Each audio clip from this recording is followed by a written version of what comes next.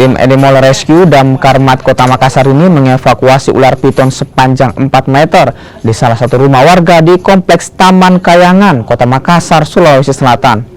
Petugas menggunakan grab stick untuk mengevakuasi ular yang berada di atas plafon toilet rumah warga. Proses evakuasi sempat berjalan dramatis. Petugas bahkan harus berjibaku hingga hampir setengah jam untuk memindahkan ular. Ular tersebut akan diserahkan ke BKSDA Sulawesi Selatan. Oh, jadi proses evakuasinya sama seperti biasa.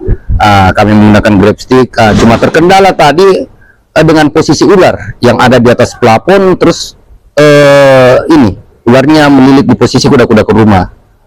Dari untuk anunya penanganannya kan kita sempat ada sedikit ini kendala. Itu penanganannya seperti apa dia, Pak? Otomatis kita akan naik ke atas plafon dengan posisi melepaskan posisi lilitannya dari posisi kuda-kuda rumah seperti itu.